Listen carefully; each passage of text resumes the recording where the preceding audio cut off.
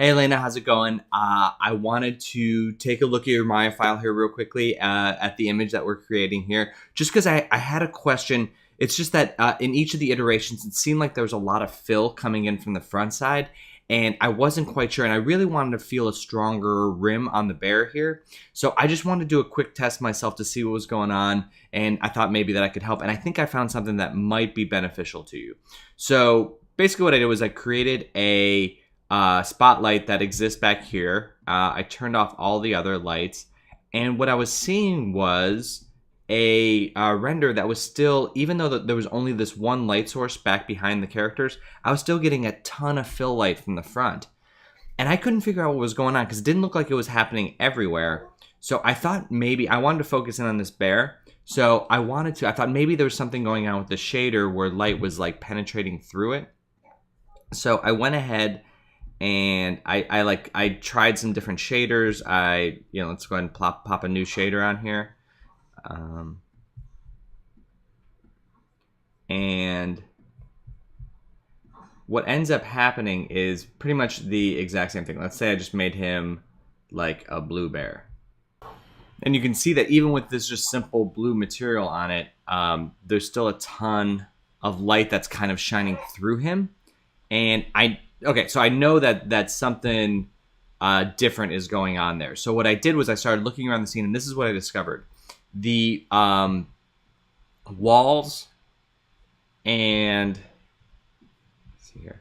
So I noticed that this wall was very, very close to the characters.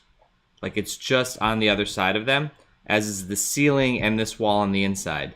And just looking at this, they look like they are black, but if I look at the shader of those, they're pretty white. They're like 80% white. And so what ends up happening is if I take down the shader value, you see nothing really change in the scene except for this bounce contribution. And now what we're able to do is it's just the ground and some of this other stuff bouncing light up in here, and we're able to get a stronger rim on both characters.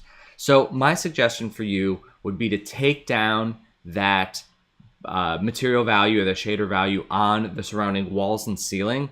Not because the fill light doesn't look good, it's because you don't really have full control to be able to get some dark values in there. So what I would do is I would take those down, or you know what, I would just modify those. I would take them down and add something to them, or I would also consider doing what I did was turning them to black and then putting cards in place, just some like white cards to get some reflections in there. And that way, or maybe put like an HDRI shader or just like a colored shader or something on there, just to get like a little bit of diffuse bounce in there. Because what's happening right now is there's a huge white thing right in front of them, and all the light that's coming in from behind is bouncing off that and filling in their faces.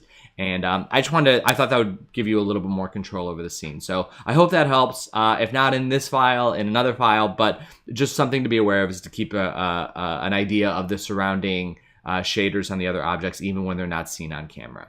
Hope that helps.